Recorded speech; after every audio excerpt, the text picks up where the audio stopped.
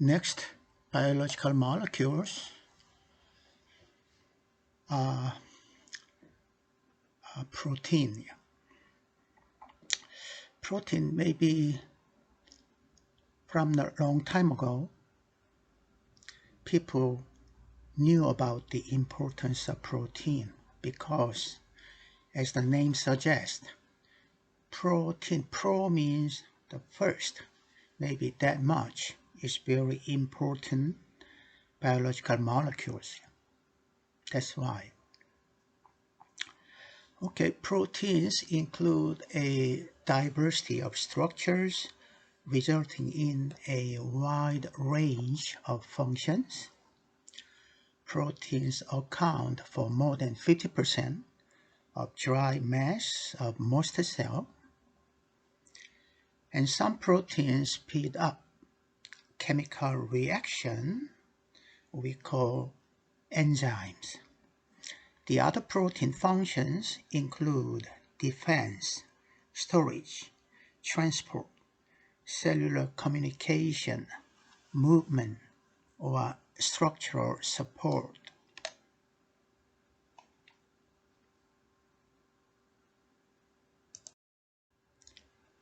So proteins function as enzyme and like defensive proteins and storage protein contains nutrient and transport proteins.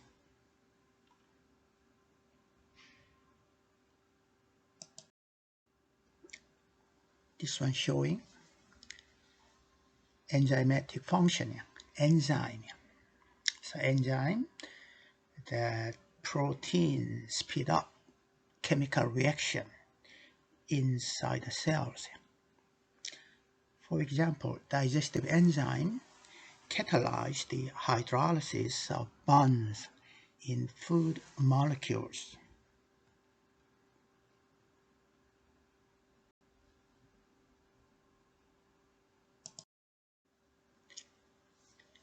And they function as defensive proteins to protect against disease, like antibodies, inactivate and help destroy viruses and bacteria inside the cell.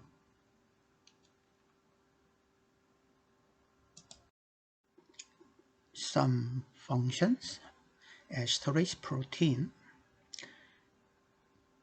to store amino acid, like casein, that's the protein of milk, is the major source of amino acid for baby mammals. Plants have storage proteins in their seeds, something like that.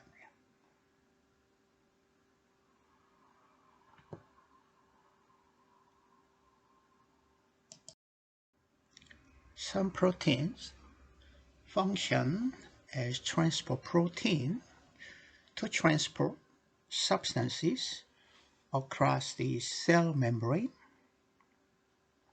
Hemoglobin to transport O2 or CO2 inside the cell. That iron-containing protein or vertebrate blood transport oxygen from the lungs to other part of body. Other protein transport molecule across the membrane, as we see like that.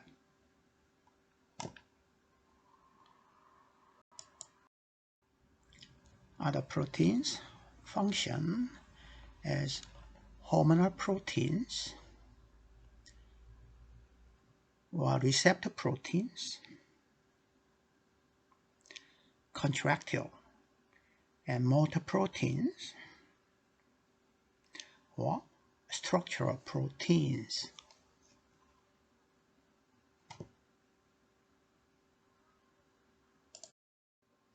Some proteins function as hormonal proteins to coordinate organisms' activities, like insulin, a hormone secreted by pancreas, causes other tissues to take up glucose, thus regulating blood sugar concentration.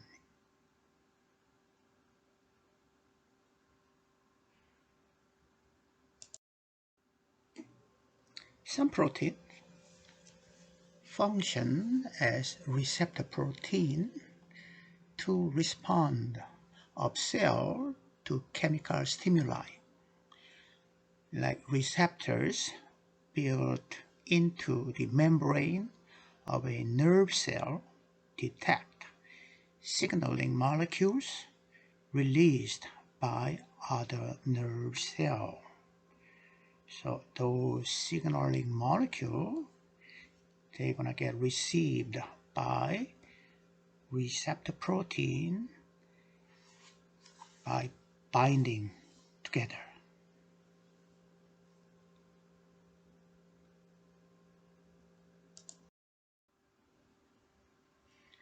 Some proteins function as contractile and motor protein for movement.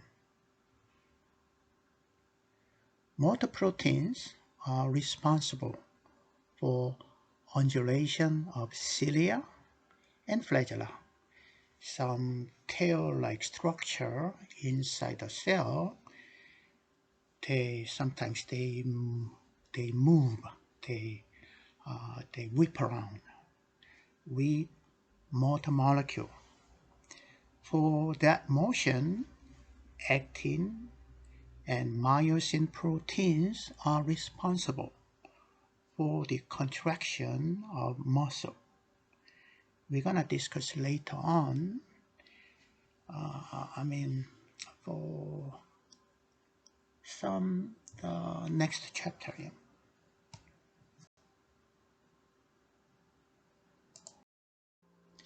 Some proteins function as structural protein to support inside the cell, like keratin is the protein of hair, horns, feathers, and other skin appendages. Insects and spiders use silk fiber to make their cocoons and webs, respectively. Collagen and elastin proteins provide a fibrous framework in animal connective tissues.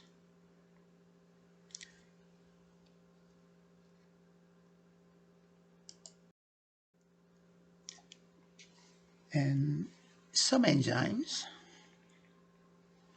they function as enzyme. Enzyme, that's the biological catalyst, speed up biochemical reaction, and those enzymes can perform their functions repeatedly, functioning as workhorses that carry out the processes of life.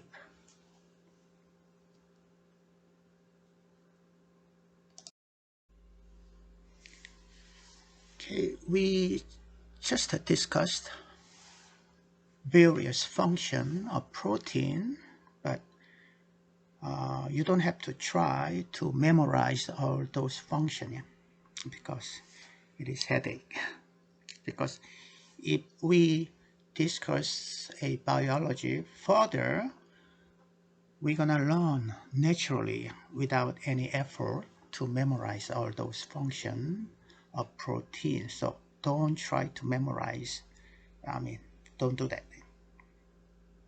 And those proteins are all constructed from the same set of 20 amino acids. So protein, they are the polymer of amino acid from 20 amino acids. Polypeptides are unbranched polymer built from these 20 amino acids. A protein is a biologically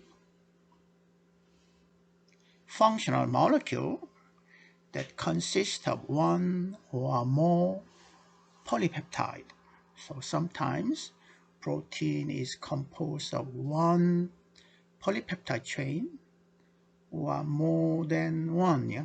2 polypeptide, 3 polypeptide chains, sometimes 4 polypeptide chain together to become proteins.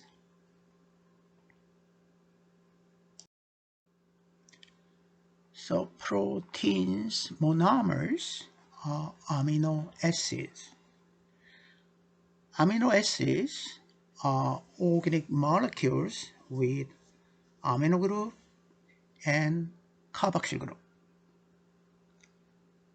Amino acids differ in their properties because of the differing side chain called R groups.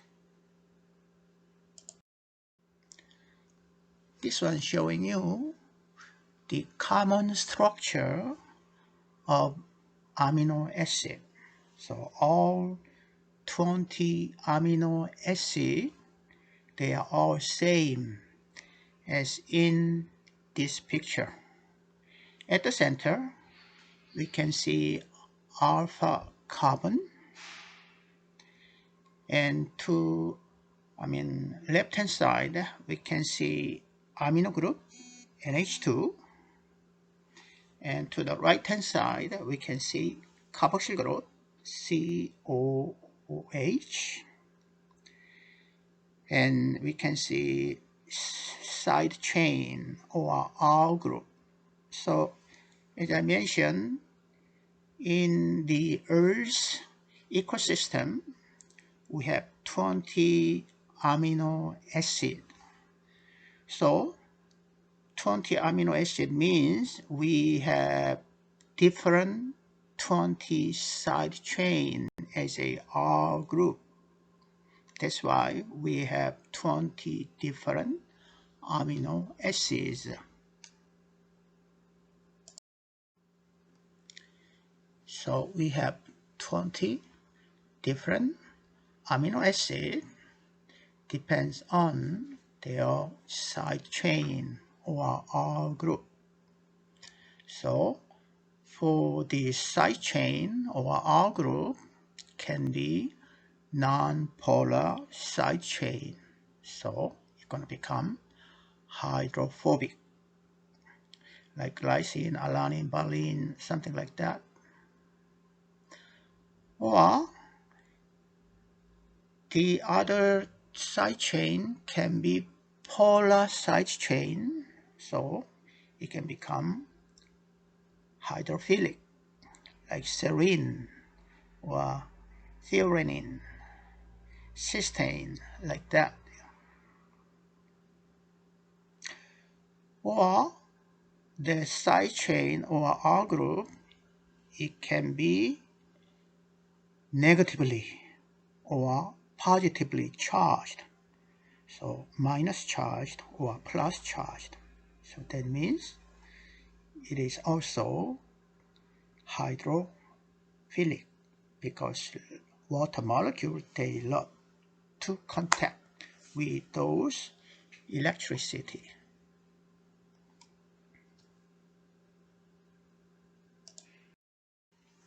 Okay, that amino acid with non-polar side chain like glycine, alanine, something like that, and those side chain, they are usually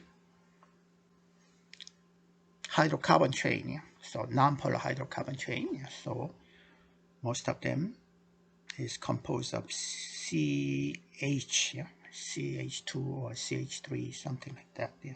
So that's why hydrocarbon is non-polar, so it's going to become hydrophobic. And One more time, yeah. You don't have to memorize all those name of amino acid. Don't do that. Yeah.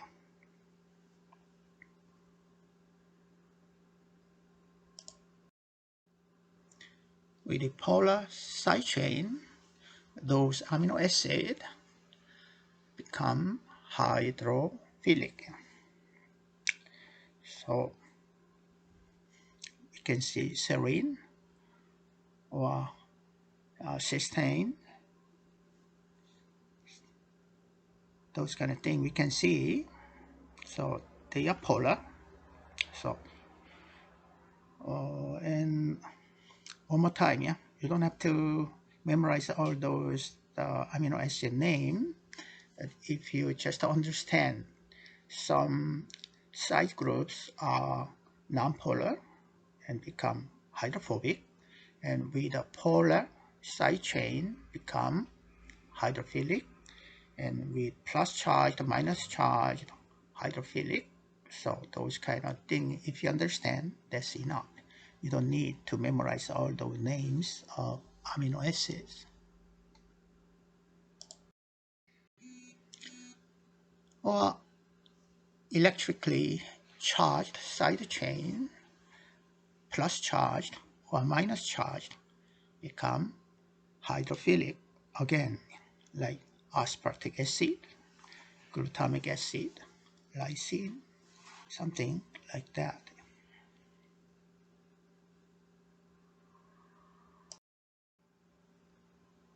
The basic structure of proteins are polypeptides. That's the amino acid polymer.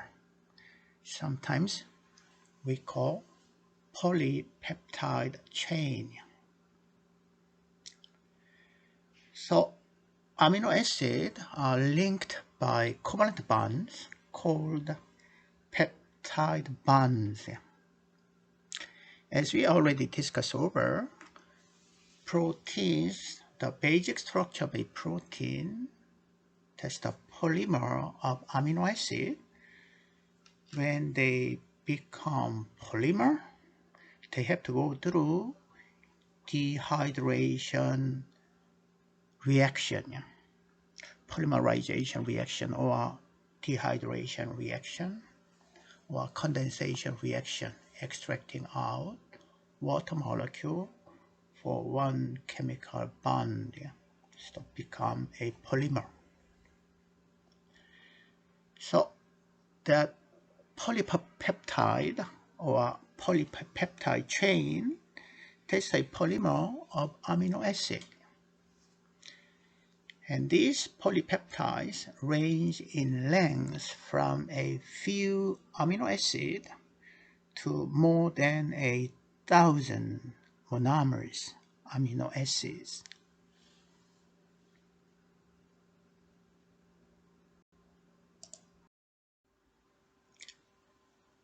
This picture showing the peptide bond. So for the first picture, it making up a peptide bond by extracting out one molecule of water from a COOH, OH, and NH2H, so to become H2O extracted out. So that's the dehydration reaction we call, that's the peptide bond. So peptide bond between two amino acid and one more peptide bond with another amino acid, one more peptide bond with another amino acid become a polypeptide. So because of that, the chemical bond name is peptide bond. That's why those polymer of amino acid by peptide bond, we call that's the polypeptide or polypeptide chain. And we can see at the bottom, we can see amino end. So and the side with NH2 amino N we call N terminus, or the other side carboxyl N with COOH C terminus, but never mind, that's too much. So never mind for the N terminus or C terminus, never mind, that's too much. You don't need to memorize.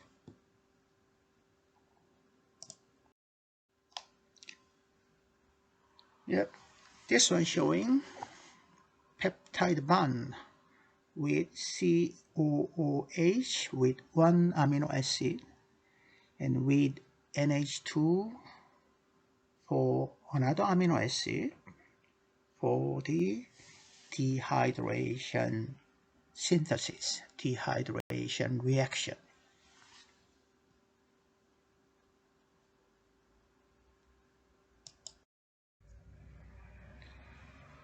As we already discussed over, for the macromolecules of biology like carbohydrate, polysaccharide, or lipids, those macromolecules, they are the polymer and they have their own three-dimensional structures.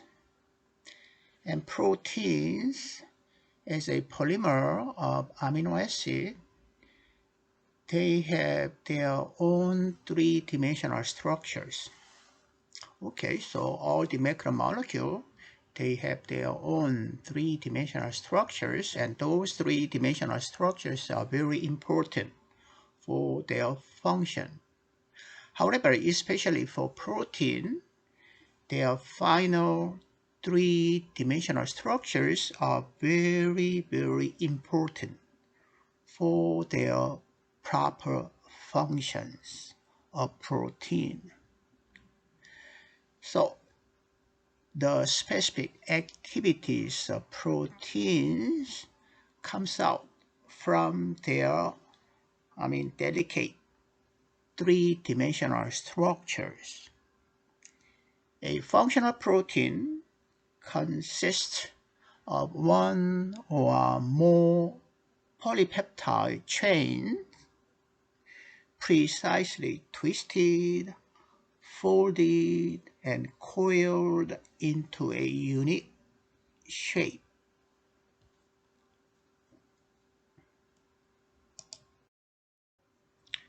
These pictures showing you that to explain the structure of a protein by some different model, like the ribbon model, or a space filling model, or a wireframe model.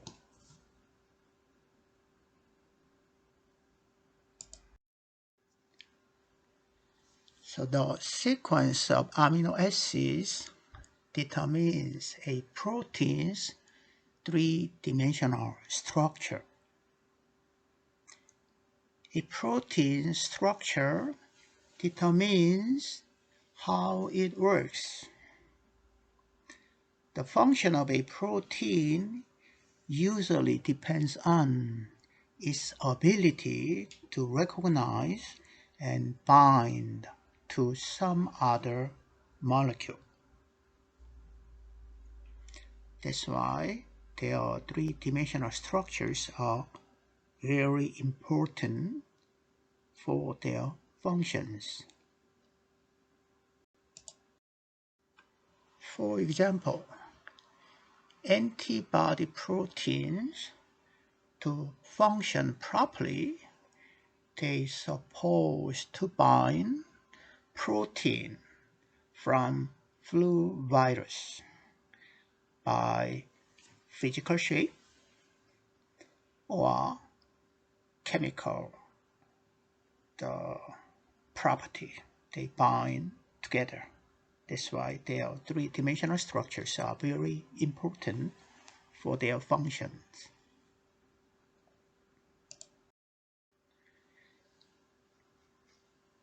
That's why it is unusual, but only for a protein, to discuss over the protein structure we have 4 levels of protein structure.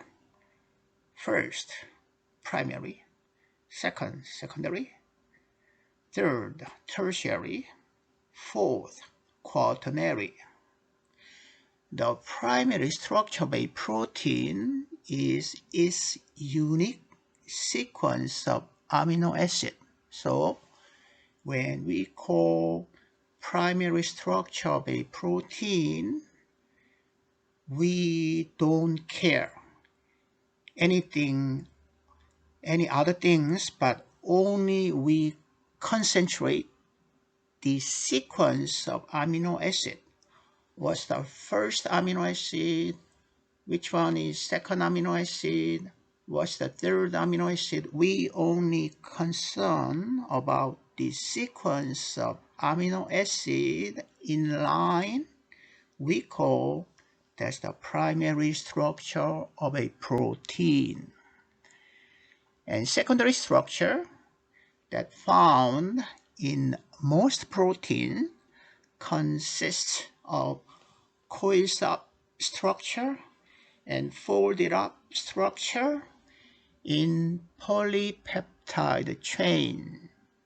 So the partly structure, regional structure of a polypeptide chain, we call this the secondary structure. So those primary, secondary, tertiary, quaternary structure, all those structures are conceptual, not the concrete real structure, but it is a conceptual structure. So secondary structure, partly some polypeptide chain, they're gonna get coiled up or folded up structure they form. Then those coiled up and folded up structures we call that's the secondary structure. And tertiary structures are determined by interaction among the various side chain R group.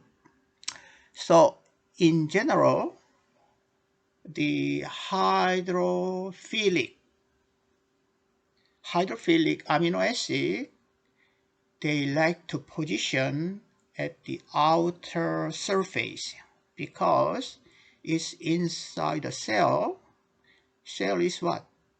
Mostly about 70% to 95% of cell is water. So it's inside the water. So hydrophilic amino acid, they position outside, try to get in touch with water.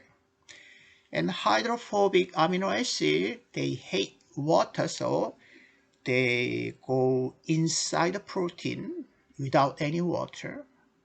So they group together. So with those hydrophobic interaction, majorly, they're gonna form three-dimensional structure to form tertiary structures by their various side chain R group. And quaternary structure result when a protein consists of multiple polypeptide chain. So as we already discussed over, some protein, they are composed of more than one polypeptide chain, like 2 polypeptide chain, 3 polypeptide chain, 4 polypeptide chain. Then those quaternary structure, those 2 or 3 or 4 polypeptide chain, they wind up together to make up their final structure with more than one polypeptide chain mixed up. Then we call those final structure as a quaternary structure. That's the final. So some proteins final structure, they are tertiary structure. That's the final, composed of only one polypeptide chain.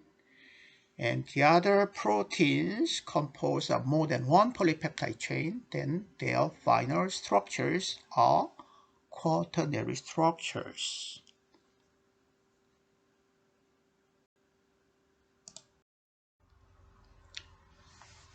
Okay, as I discussed, when we call primary structure of a protein, we only concern about amino acid sequence. What's the number one amino acid? What's the number two amino acid? What's the number three amino acid? What's the amino acid at the end of that chain? So we only concern about amino acid sequence in line. All the other thing we don't care. Only we concentrate on amino acid sequence in line for the structure of a protein. We call that's the primary structure of a protein.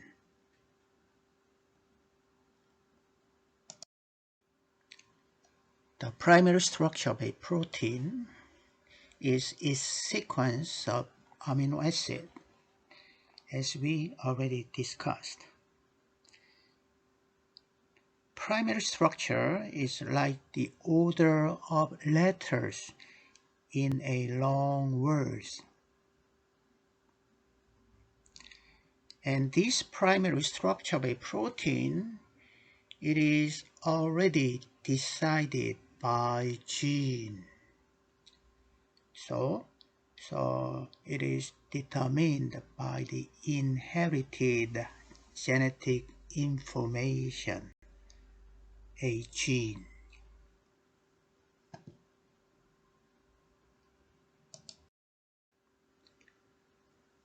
After they form primary structure of a protein, then they have to go through the next secondary structure and tertiary structure and quaternary structure.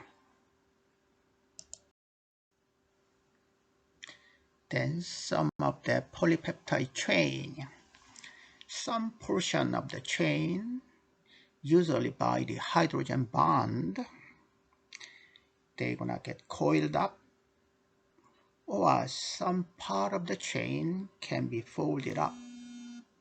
So they call alpha helix or beta plated sheet, but never mind the naming. It's a coiled up or folded up structure partly, then we call that's the secondary structure, and it can going on for the tertiary structure by hydrophobic interaction, and some polypeptide chain more than one, then their final structure they can go on. Their final structure, quaternary structures.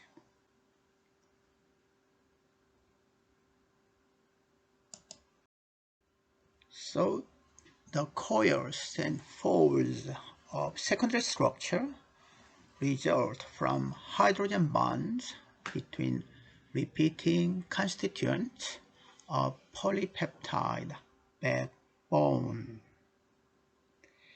And typical secondary structures are coiled on alpha helix and a folded structure called a beta plated sheet.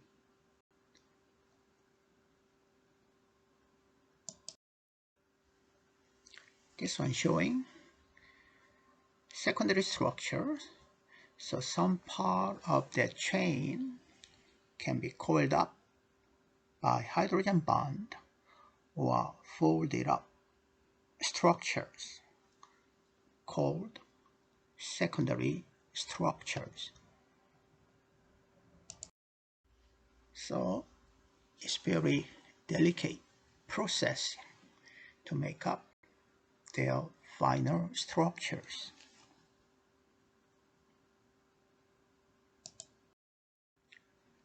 Tertiary structures, the overall shape of a polypeptide results from interaction between R groups rather than interactions between backbone constituent.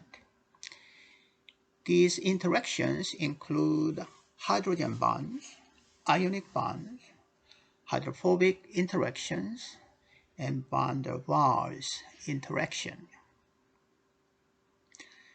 And strong covalent bonds called disulfide bridges may reinforce the protein structures or their tertiary three-dimensional structure.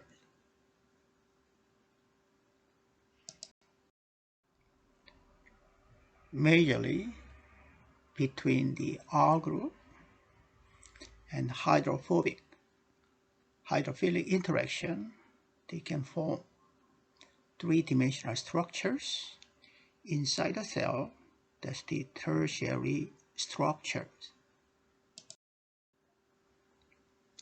Other than hydrophilic interaction, many chemical reactions are involved in forming tertiary structures.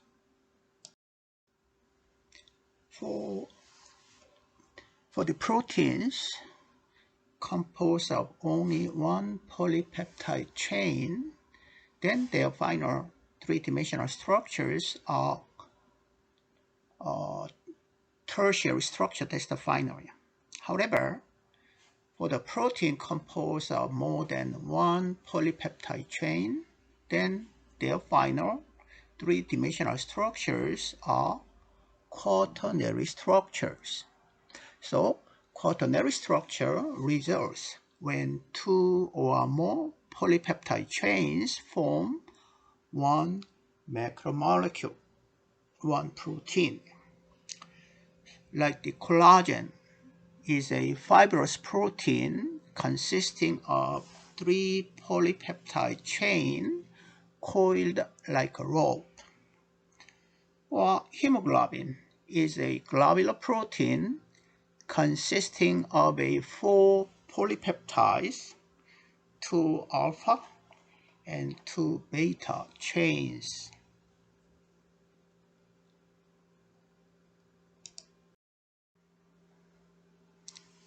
This one showing a collagen's final structure. They are quaternary structure. So three polypeptide chain, they twisted up together to make up a fibrous structure. This one showing quaternary structure of a hemoglobin. So 1, 2, 3, 4 polypeptide chain. Two alpha and two beta subunit wind up together to form their final donut-shaped hemoglobin structure.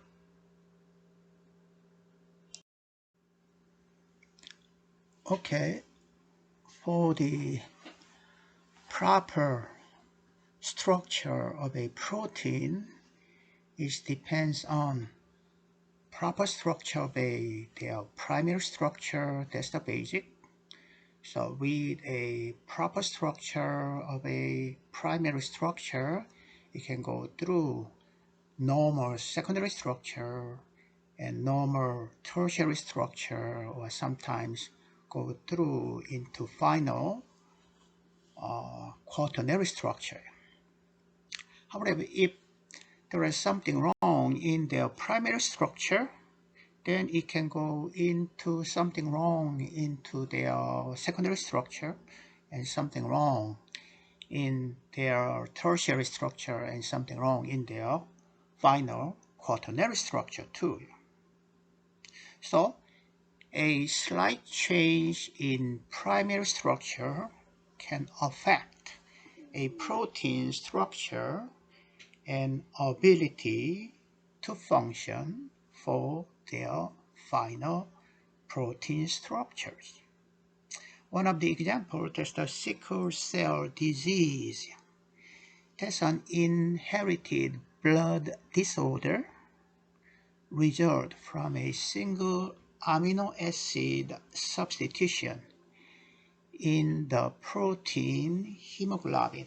So they have something wrong in their amino acid in their primary structure, then it can affect into secondary structure and tertiary structure and final quaternary structure, something wrong. So they're gonna get deformed hemoglobin protein structure.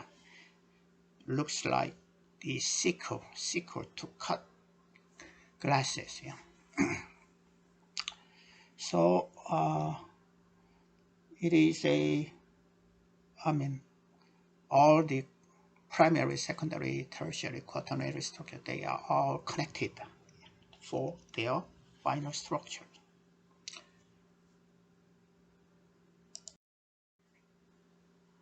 This one showing you the comparison between normal hemoglobin protein with a red blood cell shape and sickle cell disease, the hemoglobin protein shape.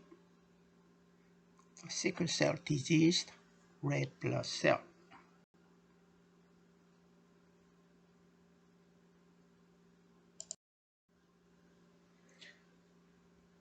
This one showing you the normal hemoglobin proteins with normal red blood cell.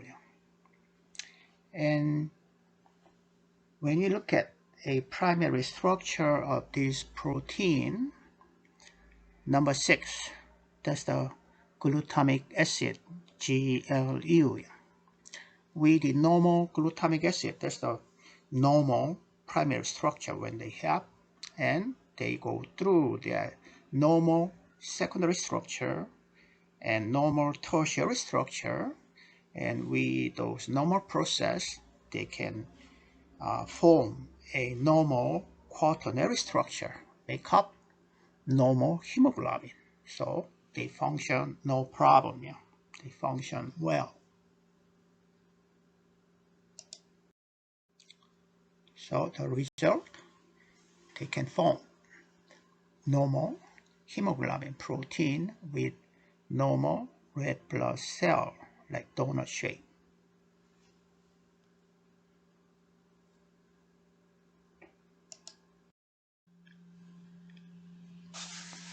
This one showing sickle cell hemoglobin.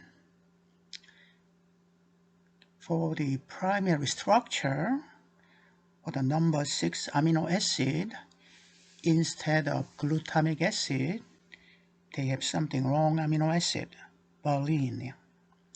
So there's something wrong in primary structure. It can cause not normal secondary and tertiary structure, and final quaternary structure, the shape is not normal and shape sickle shape hemoglobin.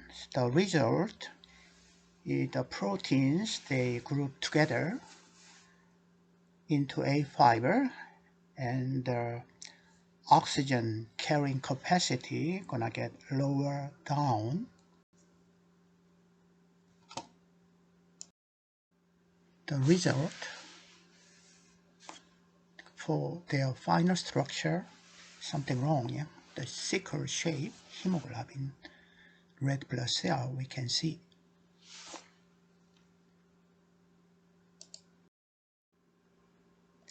As we discussed in sickle cell disease case, in addition to primary structure, physical and chemical conditions can affect proteins structures. Change in pH and salt concentration, temperature, or other environmental factors can cause a protein to unravel. They're gonna change their original normal the three-dimensional structure we call conformation. So this loss of proteins native structure is called denaturation. I want you to remember the term denaturation. They're gonna lose their normal three-dimensional structure. Denaturation. A denatured protein is biologically inactive. They cannot function normally.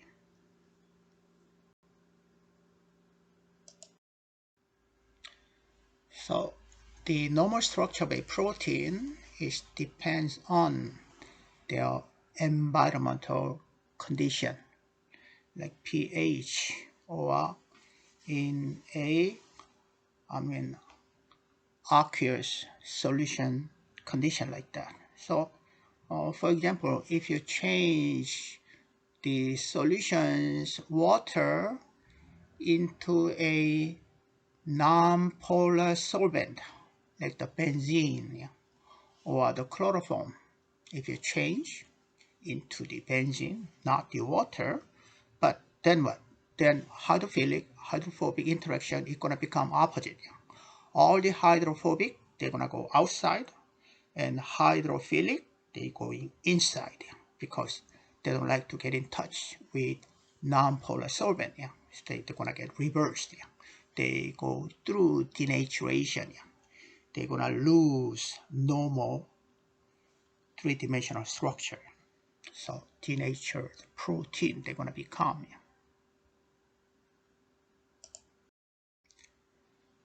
And sometimes when environmental conditions change back into normal, some protein they can go back into normal proteins native conformation. We call renaturation. However, sometimes when some protein go through into denaturation, then cannot come back. So sometimes it is irreversible. We call. Sometimes reversible, sometimes irreversible.